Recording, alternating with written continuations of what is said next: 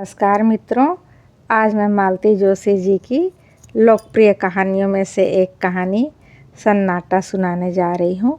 यदि आप इस चैनल पर नए हैं तो प्लीज़ सब्सक्राइब कर लीजिए। सन्नाटा।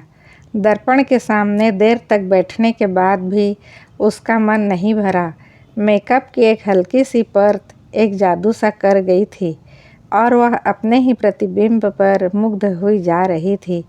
कौन कहेगा कि वह 50 को छू रही है? उसका कुछ भी तो नहीं बदला है। उम्र के साथ चेहरा थोड़ा भर गया है, बालों में इक्का दुक्का रुपहले तार झलमला रहे हैं बस। पर इन बातों ने तो उसके सौंदर्य को गरिमा ही प्रदान की है। अब तो सारा दिन ही जैसे भागम भाग में बीतता है। बिंदी लगाने भर को वह आईने में झांक पाती है। नहीं तो एक समय वह भी था जब वह घंटों आईने के सामने बैठकर निहारा करती थी। उन दिनों कॉलेज भर में उसके रूप के चर्चे थे। इसी रूप जाल ने तो गिरीश को बांधा था। इसी के बल पर तो वह बिना किसी दान दहेज के इतने बड़े घर में आ गई थी।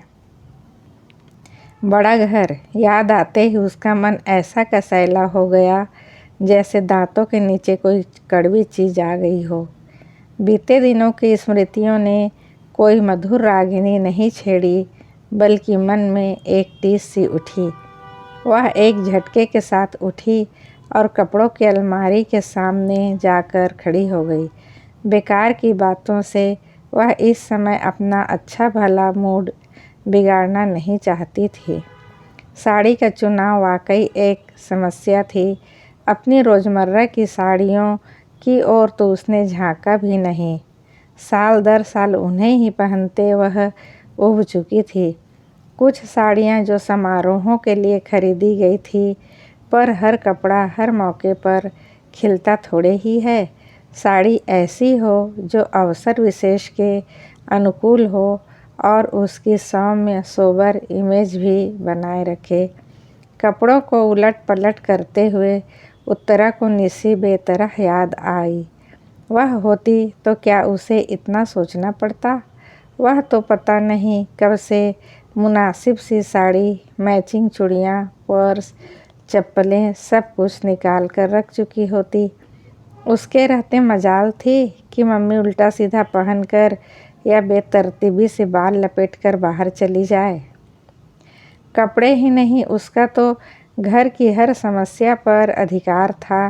कोई भी काम उस पर छोड़कर निश्चिंत हुआ जा सकता था।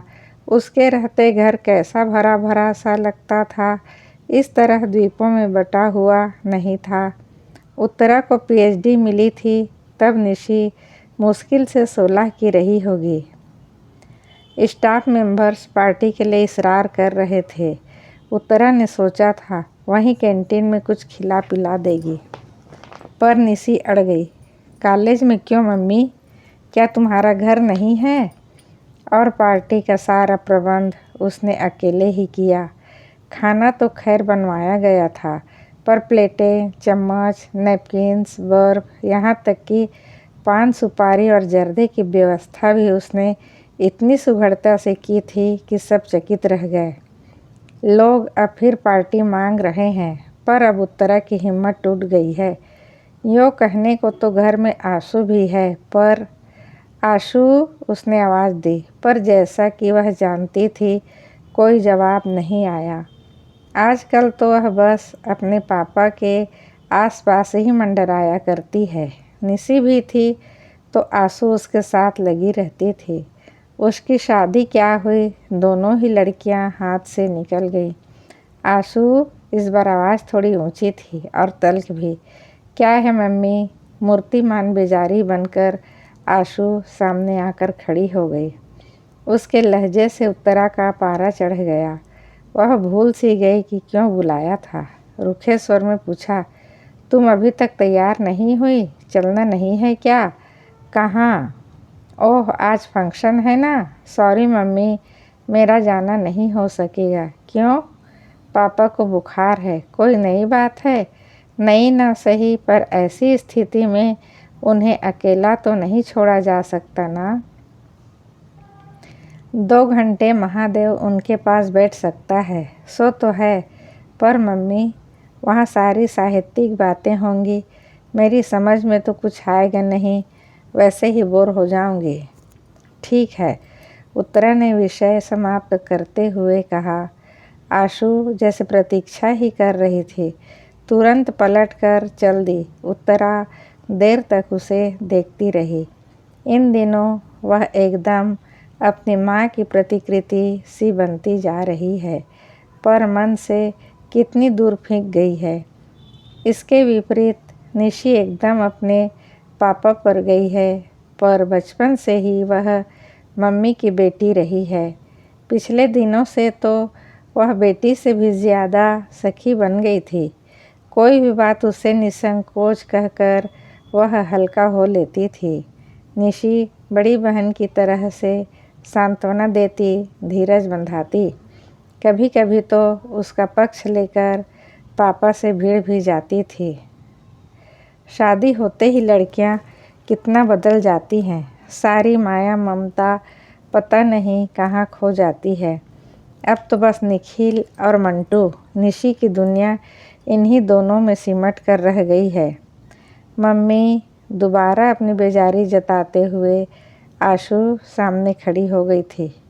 वो लोग आ गए हैं। अरे 4 बज गए क्या? उसने चौंक कर घड़ी देखी। आशु उन्हें बिठाओ, पानी वानी पिलाओ, मैं बस आ रही हूँ। अपने को आखिरी बार आईने में देखने के लिए वह मुड़ी तो उसमें निशी का खींचा खींचा सा चेहरा ही परिलक्षित हुआ। उत्तरा जल भून कर रह गई। मेरे मेहमानों को एक गिलास पानी पिलाने में इसकी जान जाती है। पापा के लिए हर आधा घंटा बाद चाय बनाते समय इसके हाथ नहीं थकते। वह बुदबुदाई, पर सारा गुस्सा भीतर ही भीतर पी गई। इस समय वह अपना मन एकदम प्रसन्न रखना चाहती थी। हेलो एवरीबॉडी, उसने बड़े खुशनुमा अंदाज में कहते हुए हाल में प्रवेश किया, पर वहाँ सतीश मेहता अकेला बैठा अखबार पढ़ रहा था। सामने ट्रे में पानी से भरा गिलास अनछुआ रखा था। चलो, उसने कहा। बाय ऑल मीन्स मैडम, कहते हुए वह उठ खड़ा हो गया, पर एकदम ठिठक गया। अंकल नहीं चलेंगे? दरवाजे तक पहुंच गई थी उत्तरा, पर देखा कि सतीश अभी वहीं खड़ा है। नहीं अंकल नहीं चलेंगे, उनकी तबीयत ठीक नहीं है, स्वर को यथासाध्य तल्ख बनाते हुए उसने कहा। और आशु जी? सतीश ने अस्फुट किंतु उत्सुक स्वर में पूछा। नहीं, वह कैसे आ सकती है? उनके पास भी तो कोई चाहिए। वैसे तो मेरा जाना भी मुश्किल ही था, पर अब तुम लोगों को ने इतना बड़ा आयोजन कर रखा है। और यह कहते हुए वह खटाखट सीढ़ियाँ उतरकर गाड़ी के पास जाकर खड़ी हो गई। मेहता को मजबूरन साथ आना ही पड़ा, पर उसके लिए दरवाज़ा खोलते हुए, अपनी सीट पर बैठते हुए और गाड़ी स्टार्ट करते हुए उसकी आंखें एक बराबर बंद दरवाजे पर खिड़कियों के पर्दों पर लगी रही, पर उन्हें निराशा ही हाथ लगी। बेचारा सतीश। उत्तरा को उस पर दया हो आई। बेचारा जान छिड़कता है आशु पर वह लड़की है कि 1 मिनट पापा की आंखों की ओट नहीं करना चाहती। साथ नहीं आई न सही, पर गुड लक कहने दरवाजे तक तो आ ही सकती थी। गुस्सा तो उसके पापा पर आता है। ऐसे नाजुक मिजाज हैं कि हर पल किसी का आंचल थामे रहना चाहते हैं। 5 बहनों में अकेले भाई हैं। खूब लाड़ प्यार पाया है। अम्मा जी ने तो एकदम आग की पुतली की तरह सहेजा है उन्हें। तभी तो यथार्थ की धरती पर पैर रखते ही उनका दम फूल जाता है। जिस बीमारी का आंसू इतना हवा बना रही है, उसकी नब्ज निशी ने खूब पकड़ ली थी। कुछ नहीं मम्मी, यह सब जॉब सिकनेस है, जिम्मेदारियों से भागने के बहाने हैं। उन्हें सारी झंझटों से मुक्ति दे दीजिए, फिर देखिए इन्हें कुछ नहीं होगा।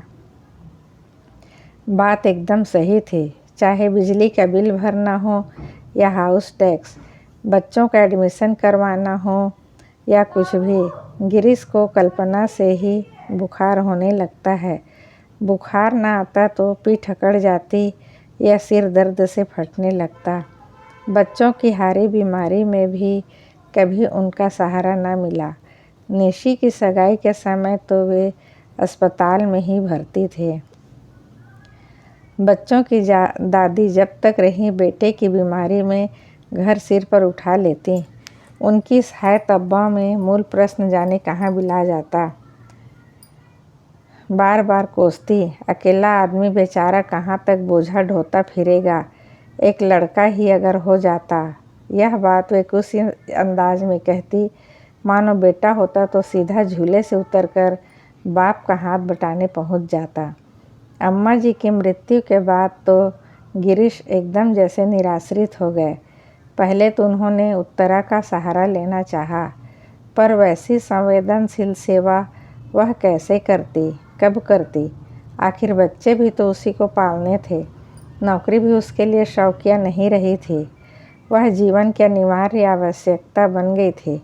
बड़ा घर मात्र एक छलावा था। सारे सब्ज बाग दूर के ढोल निकले। वकालत की तख्ती जरूर टंग रही थी दरवाजे पर, ताकि कोई यह न कहे कि निठल्ले हैं, बीवी की कमाई खाते हैं। शेष तो बस उत्तरा ही जानती है या उसका ईश्वर। पत्नी से निराश होकर अब उन्होंने आशु का दामन थाम लिया है। उन्हें इस बात का एहसास नहीं है कि इस तरह वे लड़की को तबाह कर रहे हैं। पता नहीं कैसे उसके मन में यह भय बैठ गया है कि उसकी शादी होते ही पापा एकदम अकेले पड़ जाएंगे। अकेलापन क्या इतना भयानक होता है? आखिर उत्तरा भी तो जी रही है। वह तो बरसों से भीड़ के बीच अकेलापन झेल रही है। उसने तो कभी शिकायत नहीं की। मैडम, वह जैसे हड़बड़ा कर तंद्रा से जागी। गाड़ी मछली की तरह फिसलती हुई कब कॉलेज के गेट तक पहुंच गई पता नहीं चला। पोर्च में उसके कुछ कनिष्ठ सहयोगी और विभाग के छात्र छात्राएं स्वागत के लिए खड़े थे। गाड़ी से उतरते समय उसकी मनःस्थिति बड़ी अजीब सी थी। अपने ही कॉलेज में इस तरह मेहमान बनकर आना उसे अटपटा लग रहा था। वह तो बार बार मना करती रही, पर बच्चे नहीं माने।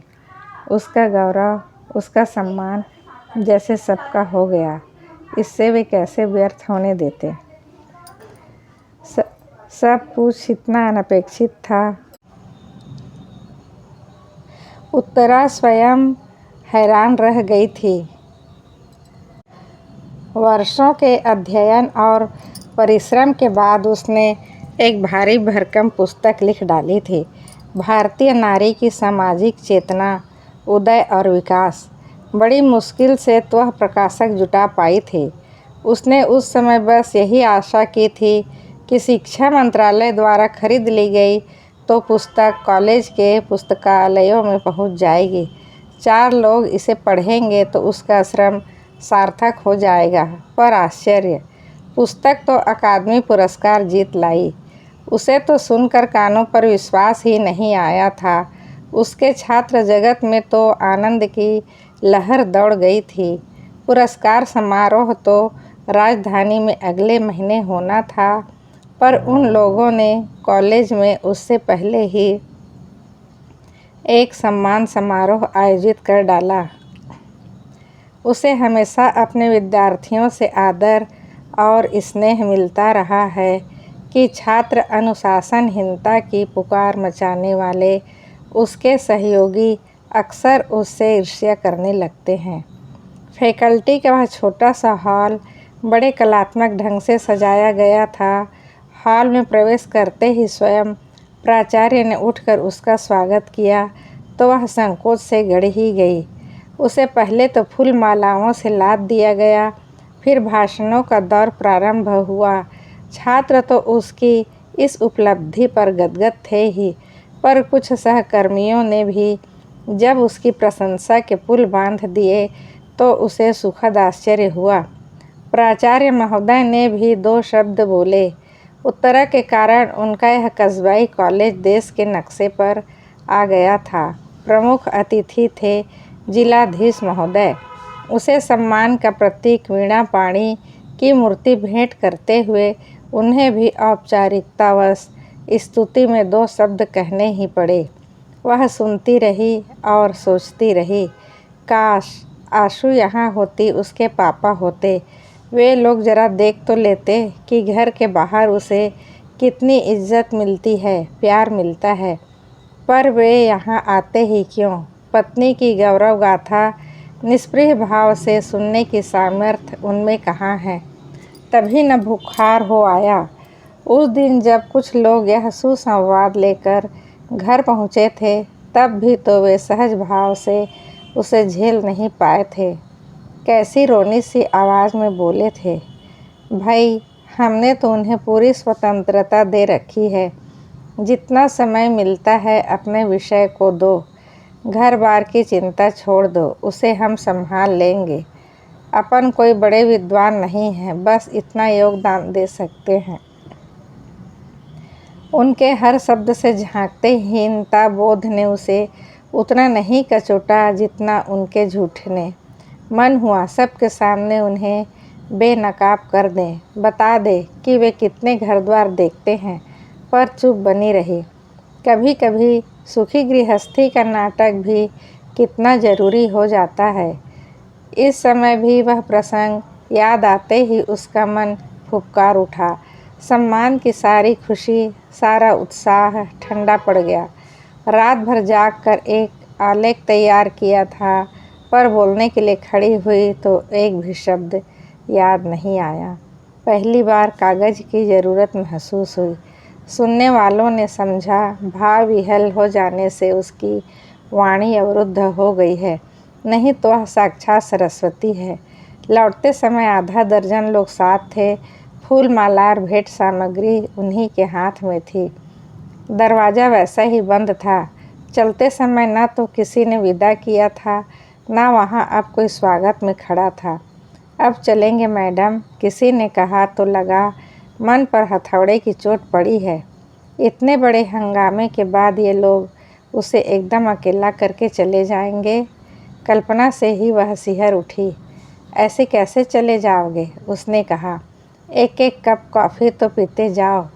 और फिर उसने दरवाजे की घंटी ज़ोर से दबा दी, इतने ज़ोर से कि उसकी आवाज़ से सन्नाटे की धज्जियाँ उड़ गई। अलविदा मित्रों, अगली कहानी में फिर मिलते हैं।